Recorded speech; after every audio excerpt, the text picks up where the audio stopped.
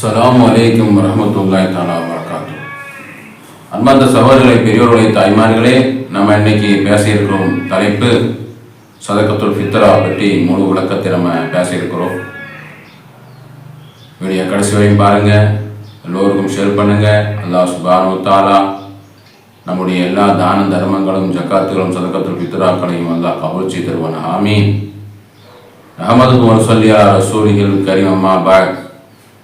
وقد قال الله تعالى في القرآن المجيد والفرقان العظيم: أعوذ بالله من الشيطان الرجيم.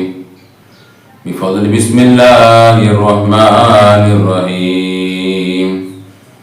إذا جاء نصر الله والفتح ورأيت الناس يدخلون في دين الله أفواجا فسبح بحمد ربك واستغفره إنه كان توابا. صدق الله العظيم. وقال نبينا صلى الله عليه وسلم: قال رسول الله صلى الله عليه وسلم: زكاة الفطر تهمة للسائل من اللهو والرفث تهمة للمساكين أو كما قال رسول الله صلى الله عليه وسلم.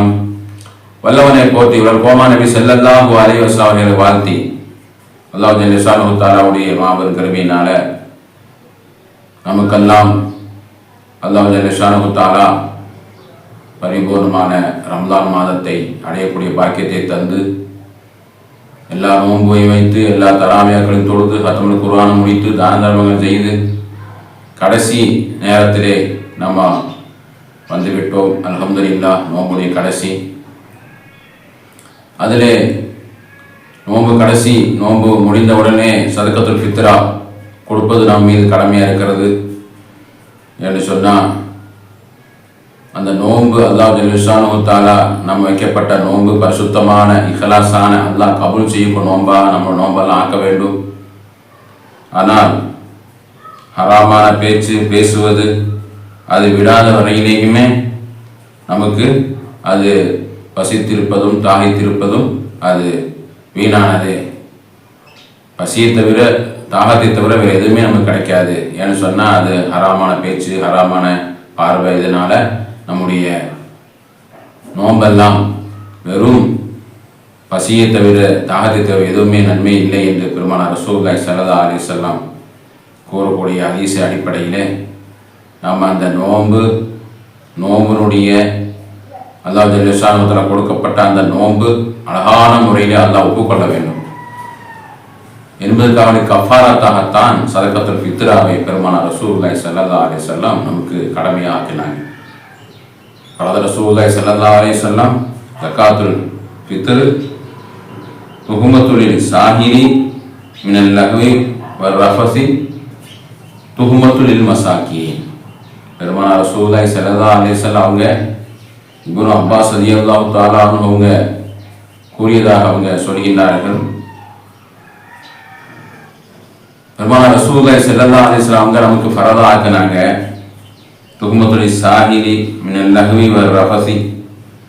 ஒரு நோம்பாளி நோன்பு நோக்கின்ற அந்த தவறுக்காக வேண்டி பிராயச்சித்தமாக அது ஃபரதா ஆக்கினாங்க. சதகத்துல் ஃபித்ராவை ஃபரதா ஆக்கினாங்க. அது மாதிரி துஹ்மத்துல் மசாக்கீன், மிஸ்கீன்களுக்கு ஒரு உணவாக ஆவதற்காக வேண்டி, ஏழை எளியோர்கள் பசித்திருக்கக்கூடாது, பெருநாளுடைய நாளிலே எல்லோரும் சந்தோஷமாக இருக்க வேண்டும் என்பதற்காக வேண்டி ஏழை எளியோர் மிஸ்கீனு இல்லாதவங்க ஏழை வாங்கிய எல்லோரும் சந்தோஷமாக இருக்க வேண்டும். உணவுண்டு அவங்க அந்த பெருநாள் தினத்தை அல்லாஹ்வுடைய அந்த சிறப்பான அந்த நாளை சந்தோஷமாக இருக்க வேண்டும் என்பதற்காக வேண்டி ஏழை எளியோர்களுக்கு உணவாகவும் நம்ம நோன்பு வைக்கக்கூடிய அந்த பாவ மன்னிப்புக்கு பிராயச்சித்தமாகவும் இந்த சதகத்துல் ஃபித்ராவை பெருமானார் ரசூலுல்லாஹி ஸல்லல்லாஹு அலைஹி வஸல்லம் ஃபரதா ஆக்கினாங்க என்று இப்னு அப்பாஸ் ரலியல்லாஹு தஆலா அன்ஹு அவங்க நமக்கு அறிவிச்சு சாராங்க.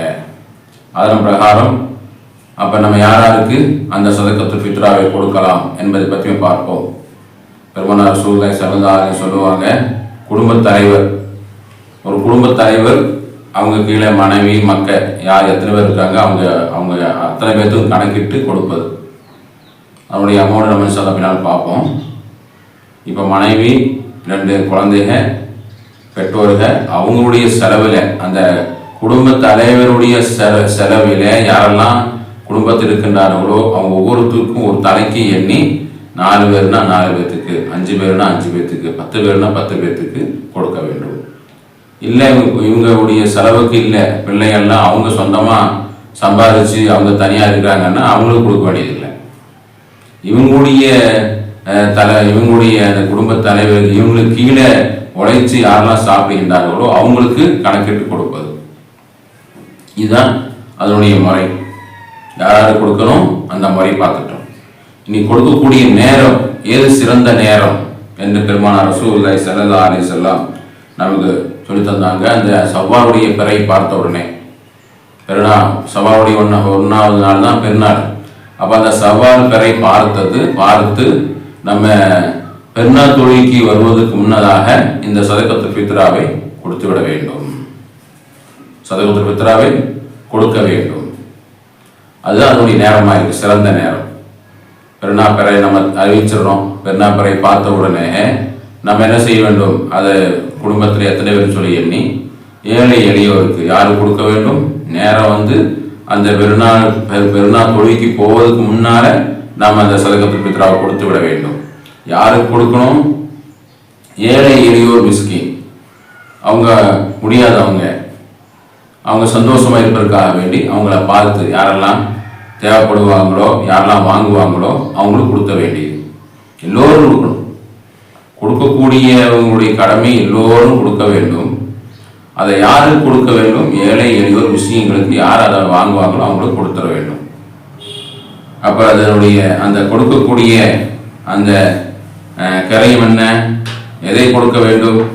பெருமானார் ரசூலுல்லாஹி ஸல்லல்லாஹு அலைஹி வஸல்லம் சொல்லுவாங்க, சாஹ மினத் தஆம், உணவிலிருந்து நீங்க என்ன செய்யுங்க, சதகத்துல் ஃபித்ராவை கொடுங்க என்ற அந்த ஹதீஸ் அடிப்படையில் ஷாஃபி இமாம் அவங்க சொல்லுவாங்க.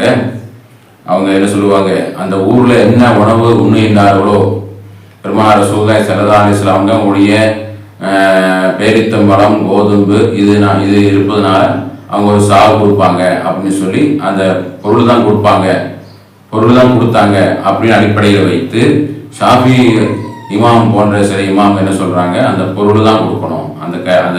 அந்த நம்ம அரிசி கோதும்பு என்ன சாப்பிட்றோமோ அந்த அரிசி. ஜமாத்துல் உலமா சார்பாக அந்த நம்ம எழுதியிருப்பாங்க 2 கிலோ 400 கிராம் கோதும்பு அல்லது அரிசி கொடுக்க, அரிசி மட்டும்தான் கொடுக்கணும். கிரையும் பணம் கொடுக்கக்கூடாது. ஷாஃபி இமாம் பின்பற்றி ஷாஃபியாக்களுக்கு என்ன கொடுக்க வேண்டும்?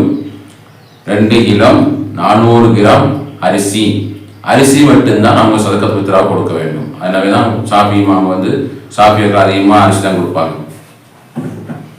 2-400 அரிசி கொடுக்க வேண்டும், பணமாக கொடுக்கக்கூடாது. அவங்க என்ன கருத்து அவங்க சொல்றாங்க, சாஹ மினத் தஆம், பெருமானார் ரசூலுல்லாஹி ஸல்லல்லாஹு அலைஹி வஸல்லம் அவங்க உணவிலிருந்து தான் ஒரு சாக கொடுப்பாங்க. சாகுன்னு சொன்னால் 4 முத்து சேர்ந்து ஒரு சாகு. ஒரு மனிதனுடைய கையளவு 4 கையளவு அள்ளி போட்டால் எவ்வளோ வருமோ அதுதான் ஒரு சாகு கொடுத்தாங்க. அந்த ஒரு சாவுடைய இமாமுடைய அந்த ஏகோபித்த அடிப்படையில் தான் அந்த 2 கிலோ 400 கிராம் அந்த அளவு சொல்லி நம்ம கொடுக்கக்கூடிய அரிசி. ஷாஃபி இமாம்களுக்கு மத்தியில், ஷாஃபியாக்கள் மத்தியில் அரிசி கொடுக்க வேண்டும். இமாம் அபூ ஹனீஃபா ரஹ்மத்துல்லாஹி அலைஹி நம்முடைய இமாம் அவங்க என்ன சொல்றாங்க, 1 கிலோ 633 கிராம் கோதுமை அல்லது அதனுடைய கிரயம், கோதுமை அரிசியும் கொடுக்கலாம் அல்லது பணமாயும் கொடுக்கலாம்.